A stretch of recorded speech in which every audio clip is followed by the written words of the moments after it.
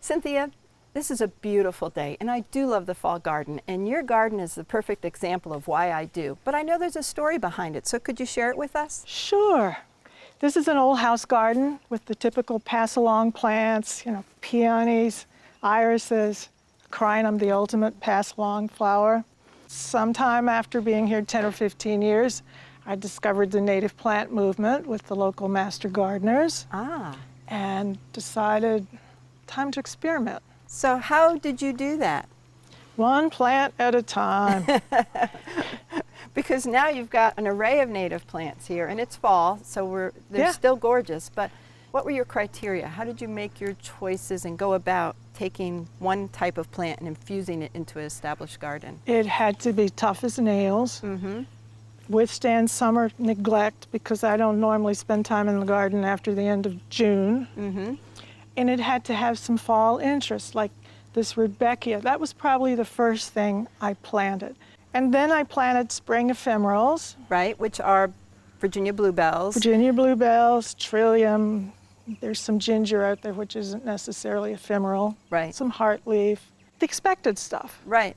And then I guess the light came on, and I said, oh, there's Joe Pye weed. Yes. And it doesn't have to be 10 feet tall. And it like doesn't this have over to be here. in water either. No, it doesn't. It'll grow out here in this hard, dry soil just fine. Just fine, just fine. And then somebody brought me these asters. They are beautiful. They are a pain. But they're so fluffy But and they're pretty. so fluffy and pretty late in the season. And then someone else brought sneezeweed. I love that plant. I do too. Yes. It just kind of grew. And over the years, I kept records of what worked and what didn't. For example, I can't grow wintergreen. No, you can't. You don't have the site. I just can't. Yes. I've given up. So I've got grasses, which are a bit of a new discovery for me. Not every plant has to have fluffy flowers. This is little blue stem standing ovation, and as it gets colder, it turns red and blue, and it's just gorgeous. So I'll plant more of that. You know, I just recommended that plant for my daughter's I garden. love it. Oh, it's beautiful. But I'm looking at a garden and I'm seeing where you purchased drifts. You didn't plant in onesie twosies. So what are some of the, advice that you can give people? Plant drifts because it's better for pollinators. They want to see lots of plants in one location. Right. Plant closer together than you ever thought would be necessary because it makes more impact. And the natives can be kind of weedy, so they need support. Also, underplant. If you're going to plant rattlesnake master, for example, underplant it with monarda because they work together. Right. It's very bare, that little rattlesnake master. Oh, it's ridiculously bare. Yes. And mixed grasses in. Again, in a wave because you get contrast in color and texture. And then when it turns fall, you've got seeds and color, fluffy things. So don't go crazy deadheading everything. Don't deadhead. Forget Yes. it. That's something you can do in February Yes. Yes. on those warm days that tempt you outside. Yeah. Well, you've created this garden from an old garden by infusing, but I know around the corner you've just installed a garden in the opposite way of taking a native concept and then adding in a few non-natives. Let's go look. Oh, I'd love to. This was this year's project.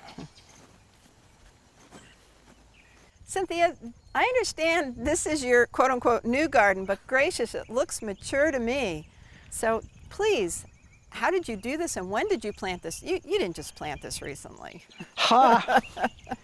This is late winter madness. Oh my. This is all new. We planted it starting in late March, early April. I ordered a ton of stuff in February. It all came. We dug this up. We weeded, and weeded. Yes. And just kept going. A good bit of this came from the other garden. For example, the ironweed, the Joe Pye weed, the Rudbeckia, those asters, Yes. spiderwort. Then I added lyre-leaf sage and more asters, rattlesnake master, monarda. Yes. Wow. So you really paid attention to your seasons when you planned this, because this is planned. This isn't just thrown together. This was planned. There wasn't much out here in, April, May, but by late June, this was glorious because it was all yellow with pops of pink from the Monarda. And I was really happy with it. Unlike the garden over there, this one is pretty well designed from high to low, but again, with big clumps of plants for the pollinators. And I think it also gives you more color. Planting natives out here is full of surprises, like this. This is stiff goldenrod. It's beautiful. It's tall as It's as tall as you are. It's as tall as I am, and it has fabulous basal foliage. The rattlesnake master sometimes has beautiful basal foliage, and it's twice as tall here as it is out in the wild. So Well, you have it's to lush plan. soil. Yeah. But you threw in some peonies and some lantana, I can Well, say. you got to do it. There's a lot of lantana because it blooms late. It doesn't mind the summer heat, and it's colorful. And the pollinators like it, so why not put it here? These asters aren't native. These are Tartarian asters. Yes, they're beautiful. They're really pretty. Pollinators like them, and they don't sprawl. But I also noticed at the other end, you kind of run out of native plants. So I kinda quickly, ran what out can of you share plants. with it about that? Yeah. Well, I ordered lots of stuff online, and I thought I had enough, and I underestimated by a little bit. So you'll see a gap down here, and you'll see some reblooming irises and some more natives and a little of this. There's some daylilies. But the plan is to take some of these plants and add them down there next year. So it's okay. It'll just keep moving. I mean, who knows? We might double the size of this bed next year. You might double it, yes, because you might fall in love with some new ones. You know I will. Well, Cynthia, this is beautiful, and the proof is in the pudding because the pollinators are enjoying it as we're standing here. So I want to thank you for sharing this and sharing your lessons learned. Thanks so much for coming. It's been a big lesson learned, and I'm anxious to extend it next year. Oh, I can't wait to see. Thank Come you. back. I will.